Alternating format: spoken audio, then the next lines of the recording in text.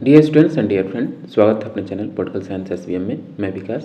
प्यारे साथियों, हम लोग लगातार बीपीएससी के द्वारा आयोजित जो टीआरई 3 का एग्ज़ाम है जो कि मार्च में प्रस्तावित है, उसी क्रम में पीजीटी पॉलिटिकल साइंस का हम लोग लगातार सॉल्व पेपर या अनसॉल्व पेपर या उसके जो previous year question paper solve कर रहे हैं। उसी क्रम में आज हम लोग एक फिर से अनसॉल्व पेपर सॉल्व करने वाला है। ये है डीएसएसपी पीजीटी पॉलिटिकल साइंस का।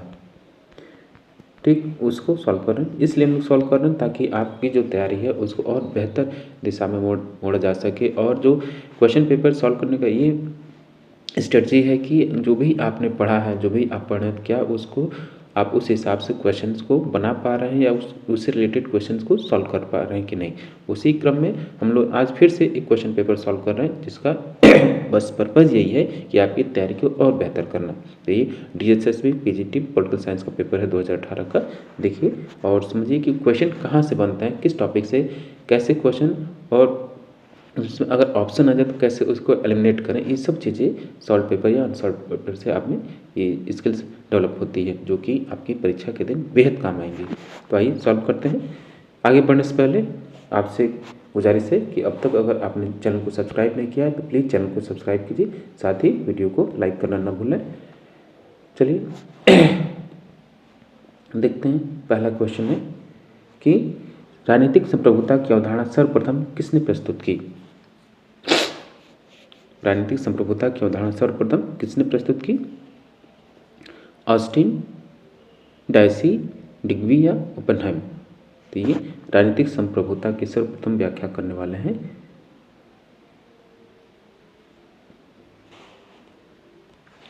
तो राजनीतिक संप्रभुता की सर्वप्रथम अवधारणा किसने विकसित की?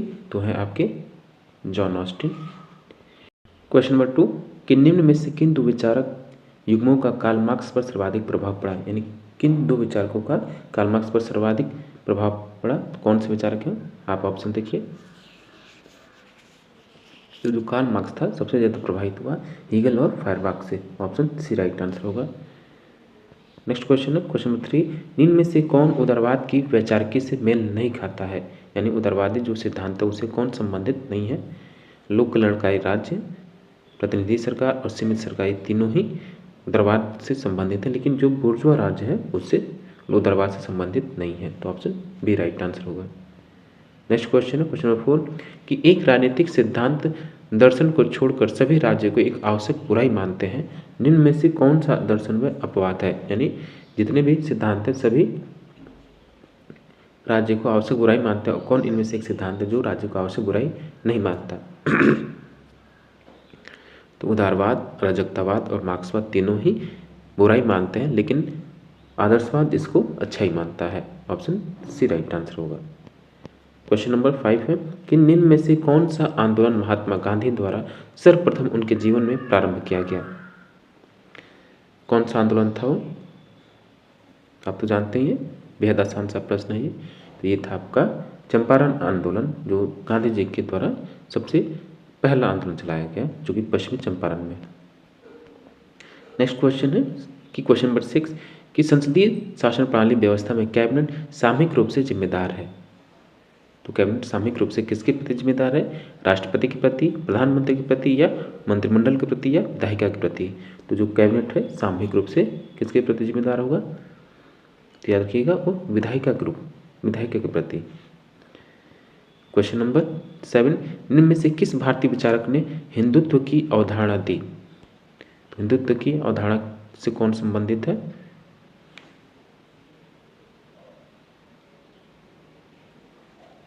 तो है V D. Savarkar. Option B Vinayak Damodar Savarkar. अगला प्रश्न कि पंचायती राज व्यवस्था की अवधारणा किस दर्शन पर आधारित है? ये भी प्रश्न बेहद महत्वपूर्ण है।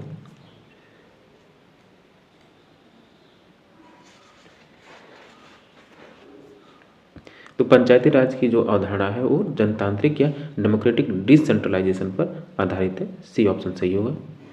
क्वेश्चन नंबर 9 निम्न में से किससे सरकारी आयोग का संबंध है? निम्न में से किससे सरकारी आयोग का संबंध है? तो आप सभी को पता है कि जो सरकारी आयोग संबंध है किससे? तो सेंट्रल स्टेट रिलेशन, यानी ऑप्शन ए सही होगा, केंद्र राज्य संबंध। 10 देखिए, निम्नलिखित में से किस प्रसिद्ध मामले में भारत के सर्वोच्च न्यायालय ने संविधान की मूल संरचना का सिद्धांत प्रतिपादित किया? तो जो मूल ढांचे का जो बेसिक स्ट्रक्चर ऑफ कॉन्स्टिट्यूशन है वो किस वाद में या किस मुकदमे में ये प्रतिपादित किया गया है? तो ये था आपका केशवानंद भारती। 11 देखिए कि समाज में असमानता के निवारण हेतु इनमें से कौन गांधीवादी तरीका है? असमानता को निवारण करना याद रखिएगा, तो कौन सा होगा? तो ट्रस्टीशिप सिद्धांत है, डी। नेक्स्ट क्वेश्चन है क्वेश्चन नंबर 12, भारत में भाषाई आधार पर किस प्रथम राज्य का गठन हुआ था? हरियाणा, आंध्र प्रदेश, जम्मू कश्मीर या गुजरात? भारत में भाषाई आधार पर सर्वप्रथम जिस राज्य का गठन हुआ वो था आपका Andhra Pradesh. Option B right answer होगा। अगला क्वेश्चन कि भारत सरकार का प्रथम विधि अधिकारी निम्न में से कौन होता है? यानी जो आपका पहला लॉ ऑफिसर हुआ या कानूनी अधिकारी, कानूनी सलाहकार कौन होता है? भारत का प्रथम विधि अधिकारी कौन है? तो है आपका अटॉर्नी जनरल, सी राइट आंसर होगा। महान्यायवादी इसी को बोलते हैं। 14 देखिए किस शासन व्यवस्था में दबाव समूह बेहद महत्वपूर्ण होते हैं? किस शासन व्यवस्था में दबाव समूह बेहद महत्वपूर्ण होते हैं? राजतंत्र, जनतंत्र, कुलीन तंत्र, तानाशाही? तो लोकतंत्र या जनतंत्र में दबाव समूह बेहद महत्वपूर्ण होते हैं। 15 निम्न में से किस देश के उच्च सदन में सभी राज्यों द्वारा समान संख्या में प्रतिनिधित्व की व्यवस्था है? यानी जो आपका अपर जो उच्च सदन है जो इसमें राज्यों का प्रतिनिधित्व होता है, किस देश के में राज्यों के प्रतिनिधित्व की संख्या समान है? कौन सा देश है वो? तो है आपका यूएसए यानी यूनाइटेड स्टेट्स ऑफ अमेरिका या संयुक्त राज्य अमेरिका। क्वेश्चन नंबर 16 इनमें से कौन से संवैधानिक अनुच्छेद भारत में अस्पृश्यता निवारण से संबंधित है? कौन सा संवैधानिक अनुच्छेद है ये जो आपका छुआछूत का उन्मूलन करता है? तो भारतीय संविधान का जो आपका मौलिक अधिकार है, समानता का अधिकार, उसमें अनुच्छेद 17, ऑप्शन बी राइट आंसर होगा। 17 देखिए कि 44वें संविधान संशोधन द्वारा निम्न में से किस मौलिक अधिकार को समाप्त कर दिया गया? तो 44वें संविधान संशोधन द्वारा किस मौलिक अधिकार को समाप्त किया गया? तो है आपका ऑप्शन सी संपत्ति का अधिकार। 18 देखिए निम्न में से कौन बिना सदन का सदस्य बने हुए उसकी अध्यक्षता करता है? यानी कौन सा वो व्यक्ति या पदाधिकारी है जो उस सदन का सदस्य नहीं लेकिन फिर भी उस सदन की अध्यक्षता करता है? तो है आपका भारत का उपराष्ट्रपति जो कि राज्यसभा का पदेन सभापति होता है। 19 देखिए निम्न में से किस भारतीय प्रधानमंत्री ने विदेश नीति में पंचामृत सिद्धांत का प्रतिपादन किया? अगला प्रश्न है क्वेश्चन नंबर 20 मानव अधिकार एवं स्वतंत्रता के किस महान समर्थक राजनेता की शताब्दी जयंती अभी हाल ही में वैश्विक स्तर पर मनाई गई है? ये क्योंकि क्वेश्चन उस समय था तो ये थे उस समय आपके नेल्सन मंडेला। क्वेश्चन नंबर 21 अंतर्राष्ट्रीय कोर्ट ऑफ जस्टिस अवस्थित है, international court of justice ICJ कहाँ स्थित है? तो आप सभी को पता है कि तो बचपन से पढ़ते आ रहा है, तो हेग में स्थित है। नेक्स्ट क्वेश्चन है 22 कि औपचारिक रूप से सार्क का गठन कब किया गया था? तो सार्क का गठन कब हुआ? 8 दिसंबर 1985। 23 इनमें से कौन भारत की संविधान सभा के संवैधानिक सलाहकार थे?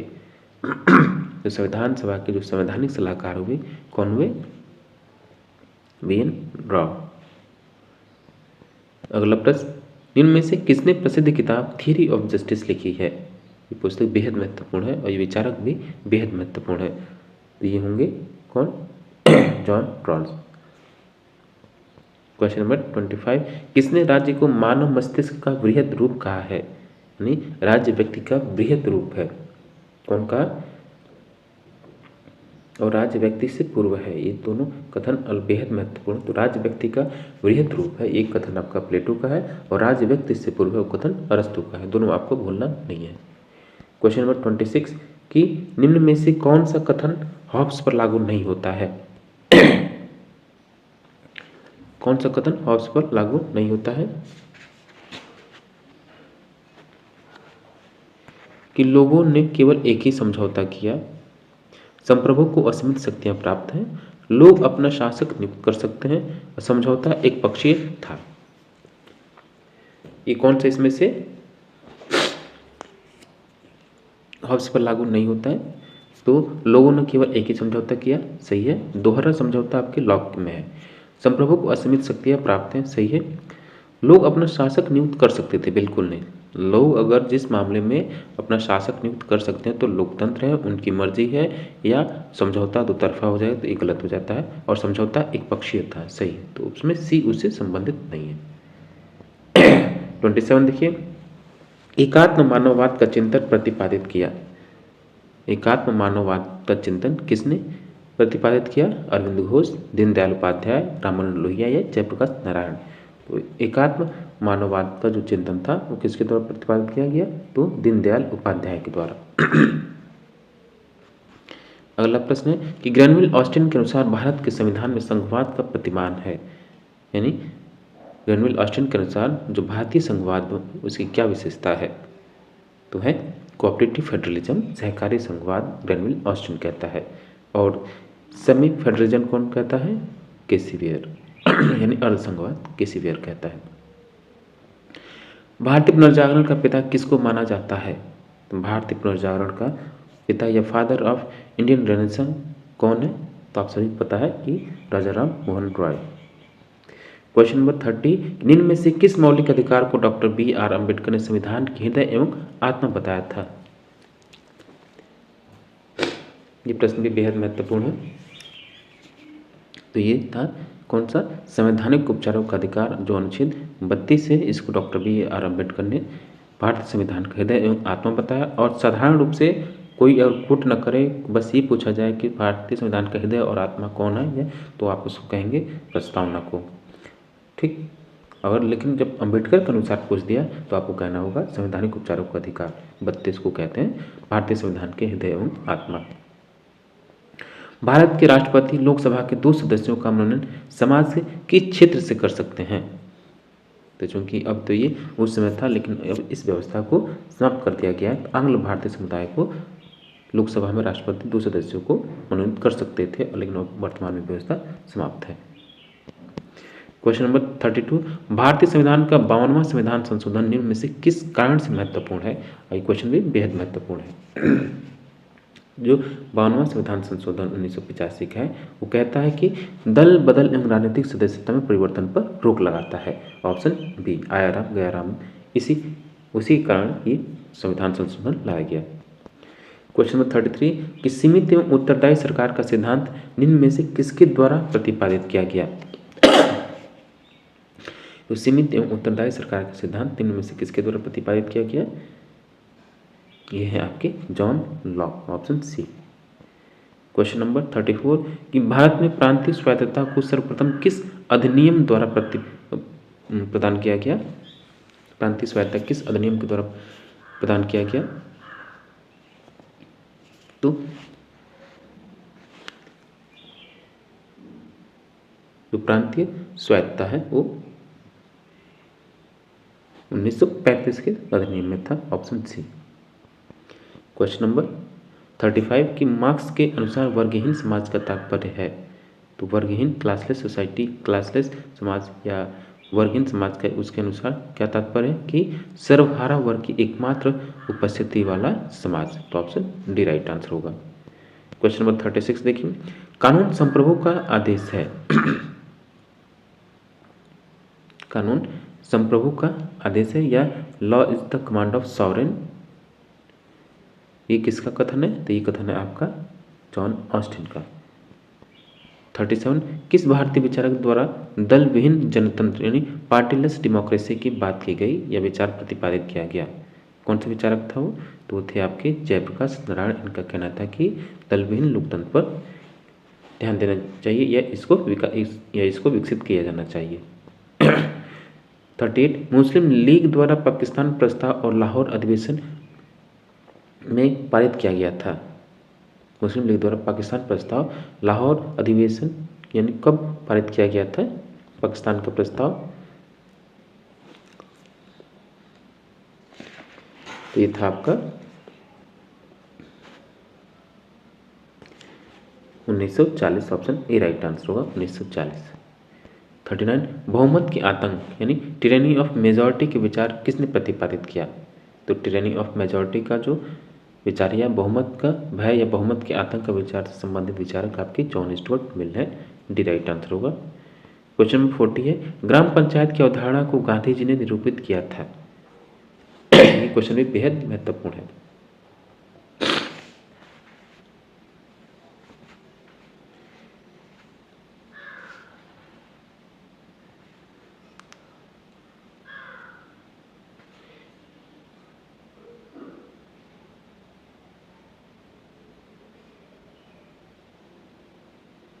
तो इसका आंसर होगा ऑप्शन सी, केंद्र और राज्यों के बीच की कड़ी के रूप में, ऑप्शन सी। 41 कि दिए गए विकल्पों में से कौन सा एक विकल्प नौकरशाही के बारे में सत्य है?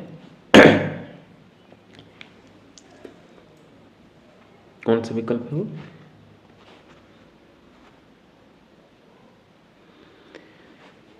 तो इसमें जो सही ऑप्शन होगा कि अपने आधुनिक रूप में यह मध्ययुगीन सामंती प्रणाली का परिणाम है, ऑप्शन सी।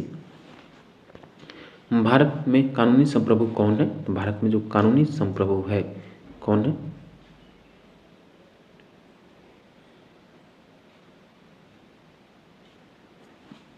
तो याद रखिएगा भारत में जो कानूनी संप्रभु है वो राष्ट्रपति और संसद, ऑप्शन बी।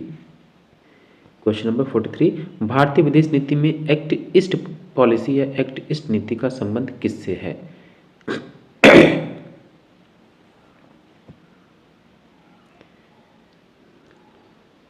तो ये है आपका आसियान देशों के साथ बेहतर संबंध से। 44 राष्ट्रीय मानवाधिकार आयोग एक है, तो राष्ट्रीय मानवाधिकार आयोग कौन सा है? न तो संवैधानिक है, न कानूनी है, न ही गैर सरकारी संस्था है। ये नॉन स्टेट्यूटरी बॉडी है, यानी गैर संवैधानिक या संवैधानिक संस्था है, तो ऑप्शन सी राइट आंसर होगा। क्वेश्चन नंबर 45 निम्न में से कौन सा एक दबाव समूह का उदाहरण नहीं है? तो दबाव समूह का उदाहरण कौन सा नहीं है? इंटक, फिक्की और हिंदू महासभा ये तीनों ही दबाव समूह के उदाहरण है, लेकिन असम गण परिषद उदाहरण नहीं है। ये तो क्या है? पार्टी है, तो ऑप्शन सी होगा, sorry option D right answer होगा। क्वेश्चन नंबर 46 राज्य का आधार शक्ति नहीं इच्छा है, यह कथन किसका है? और बेहद महत्वपूर्ण कोट है ये, बार बार प्रश्न आपसे पूछा जाता है। तो राज्य का आधार शक्ति नहीं वरन इच्छा है, तो ये कथन आपका टी.एच. ग्रीन का। प्रसिद्ध कृति एनार्की स्टेट एंड यूटोपिया के लेखक कौन है? ये पुस्तक भी बेहद महत्वपूर्ण है कि एनार्की स्टेट एंड यूटोपिया के लेखक कौन है। तो इस पुस्तक के लेखक है आपके ऑप्शन ए रॉबर्ट नॉजिक। 48 देखिए निम्न में से कौन समिति का संबंध पंचायती राज प्रणाली से नहीं है? कौन सी समिति का संबंध पंचायती राज व्यवस्था से नहीं है?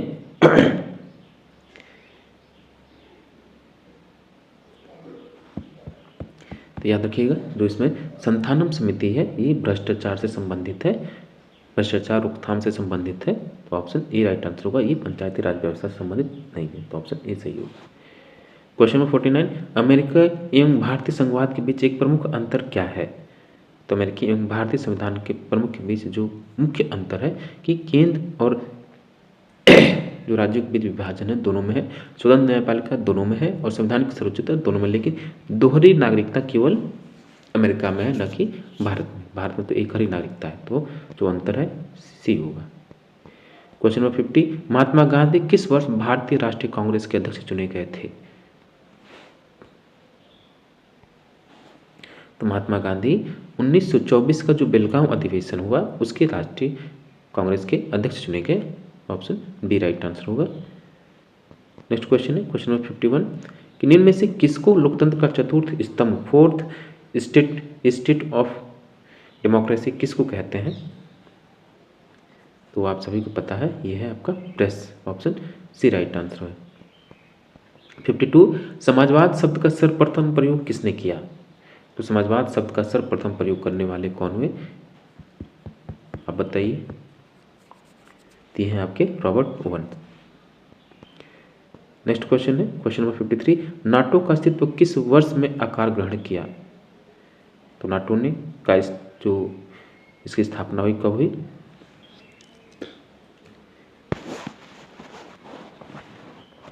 तो नाटो की स्थापना हुई 1949 में। क्वेश्चन नंबर 54, न्याय पंचायत अंग है, न्याय पंचायत किसका अंग है? तो ये ग्रामीण स्थानीय स्वशासन का। 55 की प्रसिद्ध पुस्तक हिंदू पॉलिटी के लेखक कौन है? तो हिंदू पॉलिटी पुस्तक के लेखक हैं आपके कौन? बेहद महत्वपूर्ण पुस्तक है, बार बार आपसे पूछा जाता है। ये है केपी जायसवाल महोदय। 56 देखिए कि प्राचीन भारतीय राजनीतिक चिंतकों के अनुसार धर्म का वास्तविक अर्थ क्या है?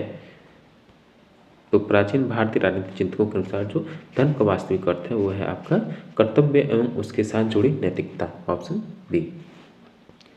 क्वेश्चन नंबर 57, एक मंडल में राजाओं की संख्या होती है, एक मंडल में राजाओं या राज्यों की संख्या कितनी होती है? जो कि ये विदेश नीति है इसका, कौटिल्य का या मनु का।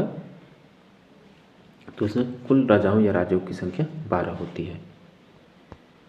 अल्पसंख्यक का लौह सिद्धांत, आयरन लॉ ऑफ ओलिगार्की की अवधारणा किसके द्वारा प्रतिपादित की गई?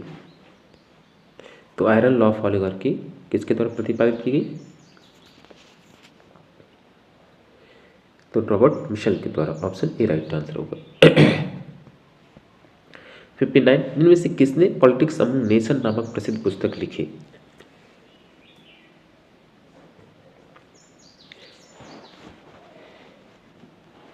तो पॉलिटिक्स अमंग नेशन नामक प्रसिद्ध पुस्तक किसने लिखी?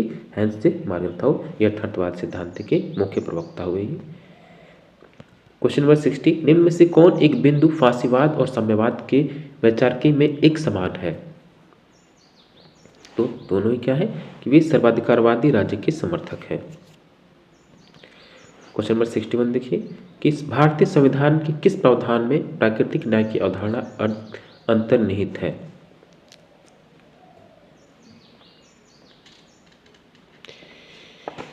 किस अनुच्छेद में प्राकृतिक न्याय की अवधारणा निहित है?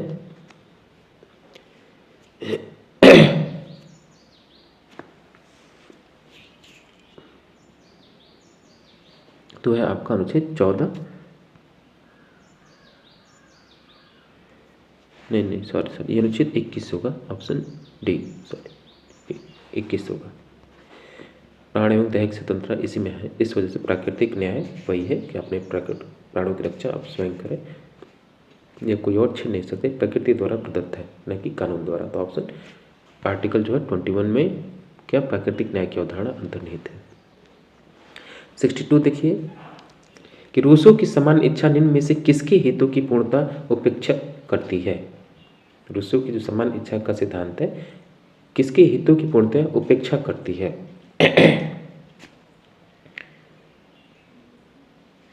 तो प्रत्यक्ष प्रजातंत्र के हितों की, या दलविहीन जनतंत्र के हितों की, या प्रतिनिधित्वात्मक प्रजातंत्र के हितों की, या बुनियादी जनतंत्र के हितों की?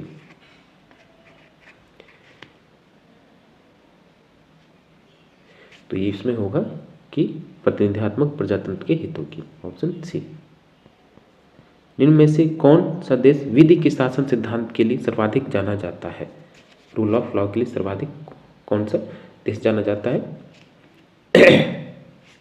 तो यह आपका ग्रेट ब्रिटेन। क्वेश्चन नंबर 64, एक आदर्श नौकरशाही को समर्पित रहना चाहिए किसके प्रति?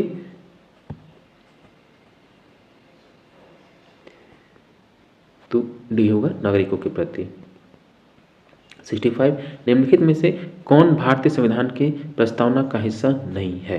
तो भारतीय संविधान में जो प्रस्तावना है धर्मनिरपेक्षता, समाजवाद और प्रजातांत्रिक, लेकिन संघवाद इसमें शामिल नहीं है। तो आपका सी राइट आंसर होगा। अगला प्रश्न देखिए कि निम्न में से कौन स्वतंत्रता की अवधारणा के अर्थ के निकटतम है? तो स्वतंत्रता की अवधारणा के अर्थ के निकटतम सबसे कौन सा है?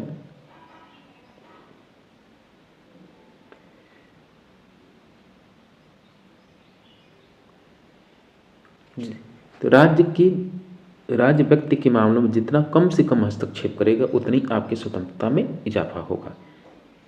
यानी हर बात में राज्य अगर ज़्यादा राज्य द्वारा ज़्यादा अगर आपके ऊपर नियंत्रण या कानून द्वारा स्थापित किया जाता है या आपकी स्वतंत्रता बाधित होती है, वो आपके मामले में कम से कम अगर हस्तक्षेप करता है तो उतनी आपकी स्वतंत्रता बढ़ती है।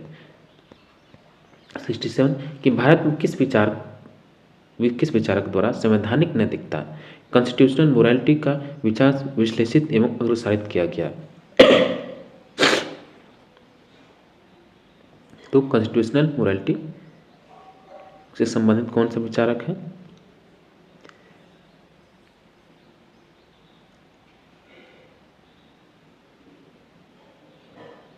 यह ऑप्शन ए जवाहरलाल नेहरू। 68 इनमें से कौन सा कथन सही है कि भारत ने अमेरिका के प्रतिमान पर विधि का शासन सिद्धांत अपनाया, भारत ने ग्रेट ब्रिटेन के प्रतिमान पर विधि का शासन अपनाया, या भारत ने आयरलैंड के प्रतिमान पर विधि का शासन अपनाया? तो भारत ने ग्रेट ब्रिटेन के प्रतिमान पर विधि का शासन सिद्धांत अपनाया। पाकिस्तान की वर्तमान राजनीतिक व्यवस्था का शासन वर्ष के संविधान द्वारा होता है।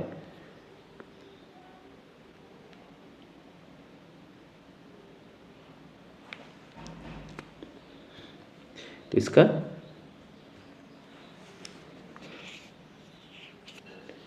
1958 में जो संविधान बना उसके द्वारा सी राइट आंसर होगा। 70 इनमें से कौन एक संविधान का कार्य है? संविधान का कौन सा कार्य है? स्थिरता प्रदान करना या आर्थिक विकास सुनिश्चित करना, राजनीतिक शक्ति का गठन करना, या गरीबों के कल्याण के लिए कार्य करना? तो संविधान का एक प्रमुख कार्य है कि राजनीतिक शक्ति का गठन करना। 71 लोकसभा में अविश्वास प्रस्ताव प्रस्तुत करने के लिए न्यूनतम कितने सदस्यों का समर्थन आवश्यक है? तो कम से कम 50 सदस्य। तो ऑप्शन बी राइट आंसर होगा। क्वेश्चन नंबर 72 नगर निगम के आम सत्र की अध्यक्षता कौन करता है? तो नगर निगम जो है उसका अध्यक्षता कौन करता है? तो है आपका मेयर। 73 कि निम्नलिखित में से किसने होम रूल आंदोलन प्रारंभ किया था? होम रूल आंदोलन यानी बेसेंट के द्वारा प्रारंभ किया गया। 74 इनमें से किसने अधिकतम लोगों के अधिकतम सुख के सिद्धांत का प्रतिपादन किया? Maximum happiness to maximum people का जो थ्योरी है, जो उपयुक्तवादी से विचारक है कौन? बेंथम। उपयुक्ता विचारी या उपयुक्तवादी, इस सिद्धांत का प्रवर्तक बेंथम हुआ। 75 देखिए निम्न में से किसने दबाव समूह को तीसरा सदन कहा है? तो दबाव समूह को तीसरा सदन किसने कहा?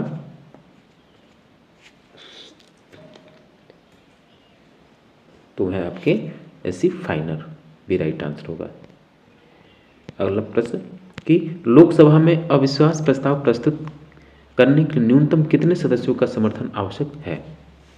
तो देखिए वही क्वेश्चन रिपीट हो गया। तो यह है 50। 52 नगर निगम के आम सत्र की अध्यक्षता कौन करता है? ये देखिए मैं सॉरी पेज ही रिपीट है। हाँ 76 कि भारत संयुक्त राज्य अमेरिका परमाणु समझौता किससे संबंधित है? तो इसको हम सिविल न्यूक्लियर कोऑपरेशन बोलते हैं। ऑप्शन ए राइट आंसर होगा। 1 2 3 भी बोलते हैं इसको। कि 77 कि भारतीय लोक प्रशासन संस्थान कहाँ अवस्थित है? तो भारतीय लोक प्रशासन संस्थान जो IIP है, Indian institute of public administration, कहाँ स्थित है? तो याद रखिए ये दिल्ली में। संवैधानिक सरकारों की संकल्पना सर्वप्रथम किसके द्वारा दी गई? संवैधानिक कॉन्स्टिट्यूशनल गवर्नमेंट के जो कंसेप्ट है सर्वप्रथम किसके द्वारा दिया गया? ये जो सिद्धांत दिया गया सर्वप्रथम अरस्तु के द्वारा दिया गया। बी राइट आंसर होगा। 79 1950 की शांति एवं मैत्री संधि किस पड़ोसी देश के साथ भारत के संबंधों का आधार है? ये है आपका Sri Lanka. Question number 80 Congress system नाम का संप्रत्यय किसके द्वारा दिया गया? Congress system was term given by, ये थे आपके रजनी कोठारी। प्यारे दोस्तों फिर से हम आपको बता दें कि हम लोग BPSC PGT पॉलिटिकल साइंस के लिए तैयारी कर रहे हैं और उसी क्रम में हम लोग ये जो आज का जो क्वेश्चन पेपर है ये DSSB PGT 2018 का पेपर है। तो इसको इसलिए सॉल्व कर रहे हैं ताकि आप अपनी तैयारी को चेक कर सके, आप कितना पढ़ रहे हैं और कैसे पढ़ रहे हैं। वैसे भी ये पेपर बहुत ईजी है ऐसे BPSC पूछेगा नहीं, लेकिन कई प्रश्न जब आप पढ़ते हैं, टॉपिक पढ़ते हैं, तो आप उससे क्वेश्चन अराइज नहीं कर पाते या उससे क्वेश्चन नहीं बना पाते, तो उसी टॉपिक से कैसे क्वेश्चन बन जाते हैं, इसलिए हम लोग इसको सॉल्व कर रहे हैं। इसको अच्छे से सॉल्व कीजिए, पढ़िए। और ये जो आपका समय है बेहद महत्वपूर्ण समय है। जितना आप समय देंगे अपनी पढ़ाई पे, अपनी तैयारी पे, उतना ही आपको आगे परीक्षा के दिन लाभ मिलेगा। याद रखिए कि प्रैक्टिस बहुत ज़रूरी है, प्रैक्टिस बहुत जरूरी। जितना प्रैक्टिस सेट सॉल्व करते हैं, जितना सॉल्व या अनसॉल्व पेपर सॉल्व करते हैं, वो आपकी परीक्षा में और महत्वपूर्ण है। तो ये देखते हैं अगला प्रश्न निम्न में से कौन संयुक्त राष्ट्र संघ का प्रमुख अंग नहीं है? ये पूछा कौन सा प्रमुख अंग नहीं है। महासभा, आर्थिक एवं सामाजिक परिषद, ट्रस्टीशिप काउंसिल या यूनेस्को। यूनेस्को नहीं होगा इसका, तो ऑप्शन डी राइट आंसर होगा। क्वेश्चन नंबर 82 निम्न में से कौन कांग्रेस सोशलिस्ट पार्टी के साथ संबंधित है? यथा कांग्रेस सोशलिस्ट पार्टी के साथ कौन संबंध था? ये थे आपके राम मनोहर लोहिया। 83 कि कौन मार्गरेखाओं के अनुसार राष्ट्रीय हित का महत्वपूर्ण भाग नहीं है?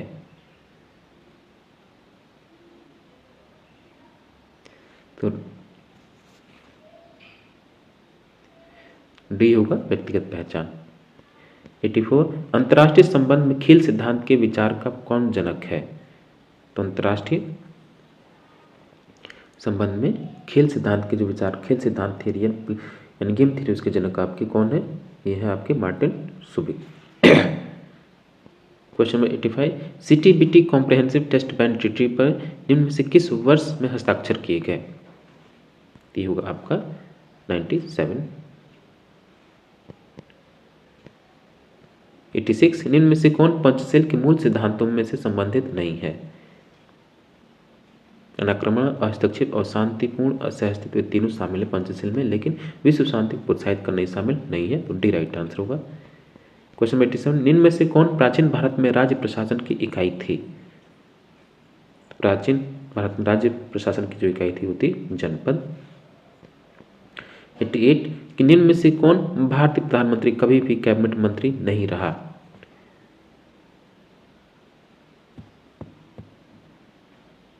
तो ये याद रखिएगा, ये VP सिंह हुए।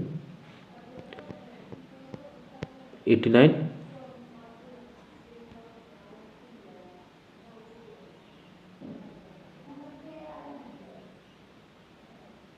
भारत में किस समिति ने संविधान में मौलिक कर्तव्यों को समाविष्ट करने की संस्तुति की थी? तो है सरदार स्वर्ण सिंह समिति।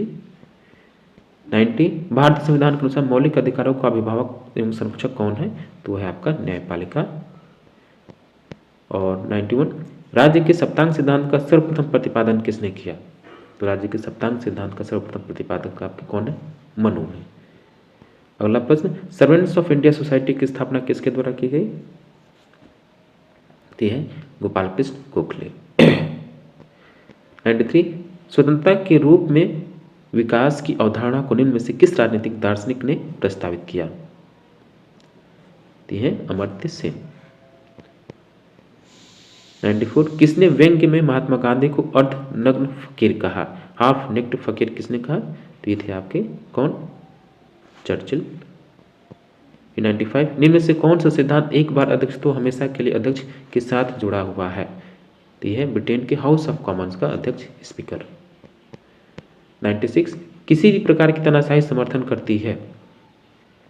किस चीज का? तो सत्ता के केंद्रीकरण का, सेंट्रलाइजेशन ऑफ पावर। 97 निम्न में से कौन अंतर्राष्ट्रीय संबंध में नौ यथार्थवादी उपागम का समर्थक नहीं है? नौ यथार्थवादी उपागम का समर्थक तो तीनों लोग हैं ये लोग, लेकिन हेंस जे मॉर्गनथाउ नहीं है, तो ऑप्शन ए राइट आंसर होगा। 98 पॉलिसी ऑफ कंटेनमेंट का अंतर्राष्ट्रीय संबंध में सिद्धांत किसने प्रतिपादित किया? ये है आपके हेनरी किसिंजर। 99 इनमें से किसने अंतर्राष्ट्रीय संबंधों के क्षेत्र में विश्व प्रसिद्ध किताब डिप्लोमेसी की रचना की? तो डिप्लोमेसी की रचना करने वाले कौन है? मॉर्गनथाउ। निम्न में से किसने राजनीतिक सिद्धांत के क्षेत्र में वर्चस्व का सिद्धांत प्रतिपादित किया? तो हेजमोनी सिद्धांत प्रतिपादित करने वाले एंटोनियो ग्राम्सी हैं। याद रखिए, सॉरी, ये जो आपकी डिप्लोमेसी जो है इसकी रचना हेनरी किसिंजर है। तो ये थे आपके कुल 100 क्वेश्चन जो आपके एग्जाम की दृष्टि से बेहद महत्वपूर्ण है। आप इसको सॉल्व कीजिए। कोई क्वेश्चन अगर इसमें डाउट है और आपको लगता है गलती है तो आप कमेंट बॉक्स में कमेंट कर सकते हैं। गलतियाँ सबसे होती हैं, स्वीकार करना चाहिए, और गलती निकालने में भी आप अगर पढ़ाई करते हैं तो वो बहुत बेहतर है, ये भी सही है। तो चलिए ठीक है, आप अपनी तैयारी पॉजिटिव माइंड के साथ करते रहिए। सिलेक्शन होगा, बिल्कुल होगा, ज़्यादा घबराने की जरूरत नहीं, बस थोड़ा सा आप ईमानदारी के साथ मेहनत कीजिए। मिलता है आपसे नेक्स्ट वीडियो में। Thank you for watching.